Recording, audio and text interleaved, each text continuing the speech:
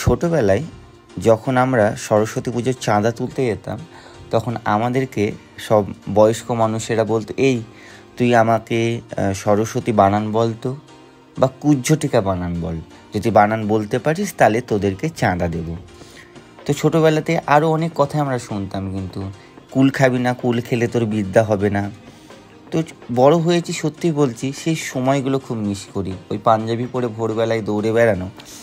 তো এই বসন্ত পঞ্চমী বা আমাদের সরস্বতী পুজোর উপলক্ষে আমার যে ক্লাবে আমি মেহেন্দি ক্লাস করাই, কলকা ক্লাস করাই, সেই ক্লাসেই কিন্তু আমাকে আলপনার জন্য ডাকা হয়। এবং এই আলপনা দিতে গিয়ে আমার যারা স্টুডেন্ট তাদের সাথেই আমি এই আলপনাটা দেওয়া শুরু করি। আর আলপনাতে আমি ইউজ করেছিলাম, এখানে যে হোয়াইট কালারটা যেটা আছে সেটা হচ্ছে ইন্ডিগোর তেল কালার, মানে ইনেমেল পেন্ট আছে যেটা, সেটা। আর যেটা ব্রাউন কালার দেখছেন সেটা ব্রাউন, যেটা মাটি কালার টাইপসের হয়, যেগুলো আপনার মেঝেতে যেটা দেয়া হয়, সে দামি কালারটাই কিন্তু এখানে ইউজড হয়েছে। এগুলো ওনাদেরই কালার ছিল লাকিলি, তো সেই জন্য। আর ইয়েলোটা যেটা ইউজ হয়েছে, সেই ইয়েলো কালারটা কিন্তু ফেব্রিক কালার। এই সমস্ত কালার মিলিয়েই আমরা এই কাজগুলো করেছিলাম। তো সত্যি কথা বলতে, সরস্বতী পুজো এলে যে একটা আলাদা উদ্দীপনা আমার মধ্যে আসে, কারণ এই সরস্বতী পুজো পরের দিন শীতলা ষষ্ঠী হয়। যদি কেউ আমার নিজের দেশের বাড়ির গ্রামের মানুষ এই কথাগুলো শুনছেন, আমাদের গ্রামে একটা ভক্ত মেলা উৎসব হয়, যার ব্লগও আমি কিছুদিনের মধ্যেই, যেটা হবে তখন আমি ছাড়ার চেষ্টা করব। তো দেখবেন সেই ব্লগটা।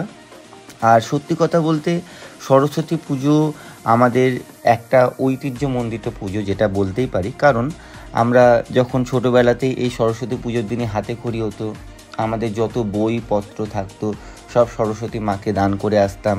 দুদিন ধরে পড়াশোনা করতাম না, এটা খুব আনন্দের ছিল আমাদের জন্য, যে আমরা দুদিন ধরে বই পড়বো না, আনন্দ করে বেড়াবো, ঘুরে বেড়াবো, নিচে বেড়াবো। আর যারা স্কুল কলেজের ছাত্রছাত্রীরা দেখছো, আমার ভাই বোনেরা, তোমরা প্লিজ এই সময়টা প্রচণ্ড পরিমাণে আনন্দ করো। এই সময়টা যদি তোমাদের কাছ থেকে চলে যায়, এই সময়টা কখনো পাবে না। কলেজ বাঙ্ক করে আড্ডা দাও, গল্প করো, কলেজ যাও, স্কুলে যাও, কিন্তু বাড়িতে থেকো না। এই সময়টার মতো জীবনে তোমরা কখনো সময় পাবে না। কলেজে আড্ডা দিয়ে, গল্প করে, হাসি মজা, জীবনে সব দুঃখ কষ্ট এই সময়টার জন্য নয়, এই সময়টা শুধুমাত্র আনন্দ করার সময়। তো তোমরা কাজটা দেখবে, তোমাদের কেমন লাগছে সেটা জানাবে।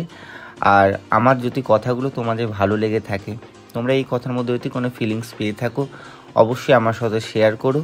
আর আমার কাজটা কেমন হয়েছে সেটাও জানাবে।